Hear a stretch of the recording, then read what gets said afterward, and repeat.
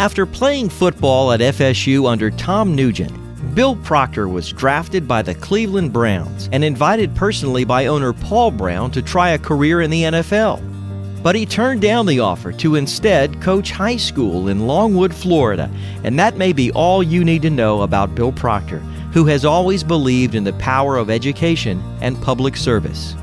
Following his high school coaching stint, Proctor returned to FSU for his advanced degrees, and along the way served the university as Dean of Men and the football program as an assistant coach under Bill Peterson. With a doctorate in educational leadership, Proctor in 1971 became president of Flagler College in St. Augustine, a position he would hold for 30 years. Today, the library at Flagler bears his name, and he continues to serve the institution as chancellor. Over the years, Proctor has been awarded honorary doctorate degrees from Flagler and Nova Southeastern, been recipient of the Commissioner of Education's Lifetime Leadership Award and the FSU College of Education's Distinguished Educator Award. The Military Order of the World Wars awarded him its Patrick Henry Medallion. In 2004, Proctor was elected to the Florida House of Representatives, serving on many important committees including Education Appropriations, and he was re-elected 3 times before term limits brought an end to his service. Proctor was inducted into the FSU Athletics Hall of Fame in 1988, and along with his wife Pam, an arts and sciences graduate, have endowed 2 football scholarships, one honoring Bill's brother Curtis, who played on FSU's first football team, and the other in honor of his parents. In 2007, Proctor took on one more assignment for his alma mater, generously serving as interim director of athletics. Bill Proctor's life and career have been a testament to the promise of an FSU education. Today, the Alumni Association is proud to recognize him with its highest honor, the Bernard F. Sliger Award for Service. First came to FSU in 1948. I was a sophomore in high school, and I came up to see my brother play on that first football team. We were walking down behind Westcott, and we met one of his professors. And he said, someday he's going to come play here. Speaking of me, I was a promising 155-pound tackle at that point. But his gift of prophecy panned out in the area of football. I don't think it extended to any event of this nature. I'm sure he'd be proud, he'd be equally amazed. But be that as it may, thinking of what I might say to you on this occasion, the one thing I learned in 30 years as college president is you build a great institution with great people. And I think that's where FSU has been unbelievably fortunate. I think back to Doak Campbell, who took it to coeducation.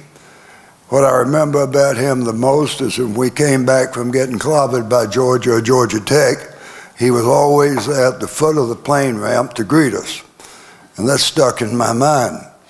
But he also had a gentleman named Dixon who managed the athletic equipment. You never wanted to get on the wrong side of him because you could end up with dirty towels in your locker. If you forgot to give him a sock, he held it against you for the rest of your playing career. I had his good luck. I had a good fortune. He gave me 2 towels one time, and I gave him one back. From that time, I was his favorite child. And when I left coaching, he brought me my garnet coaching jacket. Now, Dixon never gave away anything. And so to understand the importance of that was when he gave me that jacket. I still have it. I only wear it one day a year, and that's when we play Florida. But my assistant knows I'll come to the office in it on that Saturday morning. So as you look back over the years, I just want to mention a few names to you, and I hope it stirs a few memories, because I'm very grateful to each of these people. And I remember them with great fondness, and I think they laid the foundation for this institution. And one of them was Mode Stone. And I always had great conversations with him because he took such an interest in athletics and academics. Cole Moore was the same. And then there was Russ Kropp. I had a picture of awarding Russ an honorary degree at Flagler.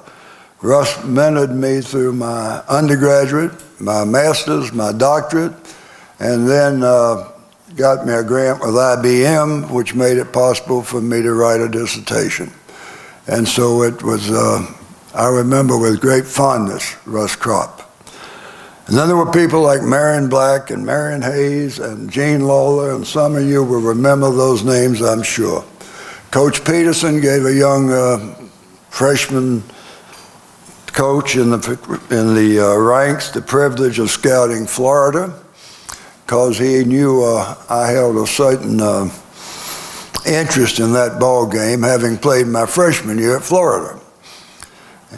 And then I played my 2 next years at Stetson. And then my brother's prophecy came into flower, and I ended up playing here. That's what you call a athletic tramp, but I seem to have overcome that title on this event. And then there was Herman Frick. I don't know what I did to Dr. Frick, but he sent me to Rock Hill to integrate a school district when I had never been a principal or even a superintendent. But that went surprisingly well, and I'm indebted to him for that recommendation. The numbers go on. Bobby Bowden. I hold the unique distinction of being the only coach that ever taught Bobby Bowden anything about football. And that's when Coach Peterson hired him to the staff, and he said, take him out and teach him how we play our defensive ends. So I've told that story many times. I tell it to anybody that says, do you know Bobby Bowden? I said, oh, yeah, I know him. I taught him everything he knows about defensive ends. And so the names go back, and I don't want to. T.K. Wetherell, I had him as a freshman football player. I had him as an assistant dean when I was dean of men at UCF. I had him as executive director on ICUF. And then he brought me up and told me he wanted me to establish a upper division program on TCC campus.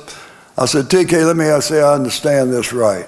I'm supposed to go on this campus between Florida State and FAMU and put in an upper division program. Why don't you just take me out and shoot me? It'd be easier and quicker. But that went well, and I'm indebted. TK is one of my favorite memories. And then John Thrasher. John probably steered me through the legislature as much as anybody. And in the closing days, I remember so well, he held firm and helped me pass a bill for the Florida School for the Deaf and Blind. And you could not have made a better pick as a university president in this time. And he has 2 essential qualities. He has leadership, and he knows the political arena. And that's critical in public hire. So I'm going to close. I've talked too long, but I want to close with a story. When I was left coaching defensive ends to coach freshmen so I could write a dissertation, I had a group with Ron Sellers in it that you will remember, a great group of kids. And I had them in the room where we got prepared to go to practice. And I was telling them, all right, fellas, first time you're going to play the varsity. Now, I expect you to get beat.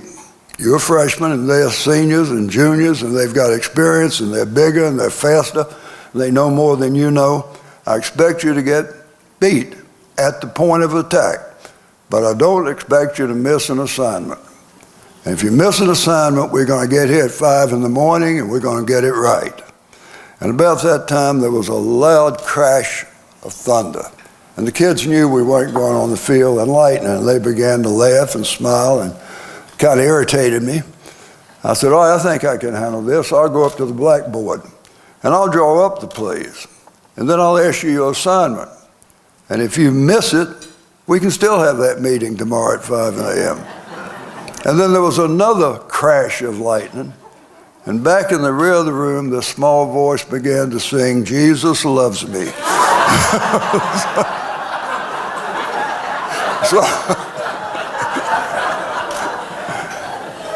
So being here and being here with you, and all of you being so dedicated, my wife, 56, 58, I forget, it's been so long. a graduate of FSU, my daughter, a graduate of FSU, my granddaughter, who better be, if she knows what's good for her, and my grandson, who'll have no choice if he can get in, and her friend, Jacob, who's with us.